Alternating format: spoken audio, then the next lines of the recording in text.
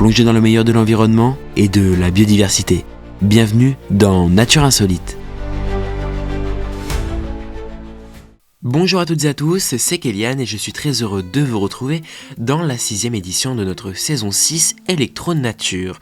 Je suis ravi de vous retrouver pour ce nouvel épisode où aujourd'hui nous allons étudier un sujet de manière un peu plus générale et concrète que d'habitude.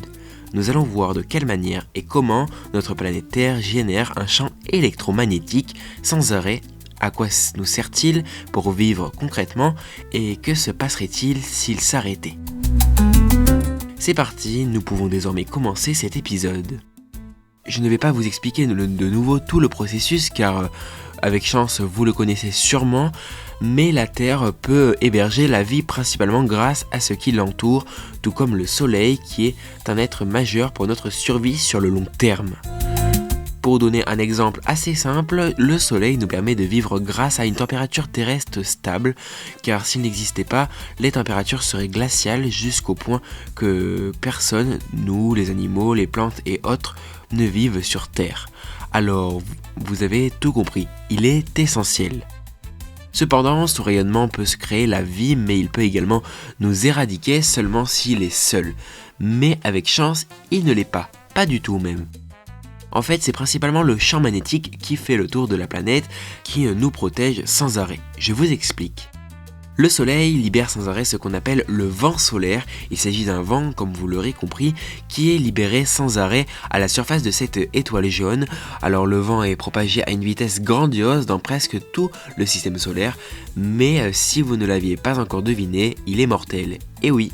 Pour tout vous dire, si nous n'avions pas de champ magnétique protecteur autour de nous, il suffirait qu'il vienne rien qu'une seule fois pour éradiquer toutes les bactéries présentes sur Terre, notre ADN, et cela provoquerait une vague de graves maladies mortelles. A noter que le champ magnétique terrestre nous protège également des rayons cosmiques. On l'appelle également la magnétosphère, une dénomination un peu plus professionnelle, je vous l'accorde. Et il est là pour créer un effet miroir contre les particules en provenance directe du cosmos. C'est notre bouclier, en quelque sorte. Le saviez-vous ? En fait, sur le côté de la Terre, actuellement face au Soleil, la magnétosphère est aplatie sur une distance équivalente à 65 000 km. Car en fait, le Soleil et les vents solaires font qu'il y a une déformation constante sur le côté actuellement exposé. Et alors, vous ne vous êtes jamais posé la question, à votre avis, comment les boussoles opèrent pour se repérer entre le nord, le sud, etc.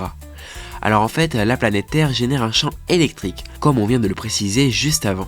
Si vous préférez, je vous invite à imaginer la Terre comme un immense aimant droit. Au centre, des métaux liquides circulent en décrivant des cercles qui génèrent automatiquement un champ magnétique. Ensuite, du côté de la boussole, vous pouvez imaginer l'aiguille comme un aimant. Bon, c'est en réalité le cas. Il s'agit d'un aimant construit de manière à circuler et tourner tout à fait librement. Et en fait, expliqué comme ça, c'est tout simple. L'aimant de la boussole, dont l'aiguille, se tourne toujours de manière à pointer le sud, ainsi que son contraire, le pôle nord. Alors voilà, vous avez tout compris. Juste avant d'en terminer avec cette édition, petite analyse, histoire que j'ai pu trouver avec des recherches qui ont été faites pour cet épisode. Cela concerne des chercheurs qui se sont demandé s'il était possible ou non de générer de l'électricité, comme on l'utilise tous les jours, pour vivre comme on la connaît grâce au champ électromagnétique de notre planète. Alors en 2016, ils publient, donc les scientifiques, un article décrivant cette hypothèse et c'est d'ailleurs une idée qui a été énormément critiquée à l'époque. En fait, la Terre, elle tourne, mais une grosse partie de son champ magnétique reste constamment statique. L'idée de ces chercheurs constituait donc à réaliser un peu le même processus qu'un générateur, l'objectif étant de faire passer un conducteur à travers le champ électromagnétique dans l'objectif concret de faire bouger les électrons. Ainsi, alors je ne suis pas un professionnel du domaine, mais d'après les chercheurs, cela générerait une source électrique.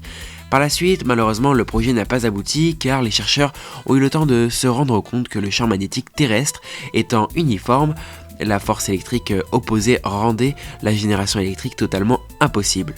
Mais bon, à part ça, les points importants à retenir de cet épisode sont que le champ magnétique de la Terre est utile, voire même indispensable à notre survie sur la planète. Il s'agit d'un élément totalement naturel qui s'est construit avec la planète et non par le biais de l'être humain. S'ils disparaissaient en faisant simple, il ne nous resterait que très peu de temps à vivre. Voilà, c'est tout pour moi cet épisode. Je vous remercie une nouvelle fois de votre écoute, votre fidélité et de m'avoir suivi. Et dans tous les cas, la saison n'est pas encore terminée et je vous retrouve très vite avec la 7e édition que je porterai sur les aurores boréales. Alors attention, je sais déjà que c'est un épisode qui va beaucoup plaire à beaucoup de monde. Voilà. Alors je vous dis à très vite. Ciao ciao.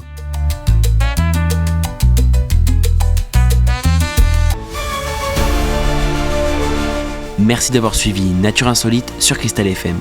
Pour retrouver l'intégralité de l'émission en replay, rendez-vous sur www.nature-insolite.fr.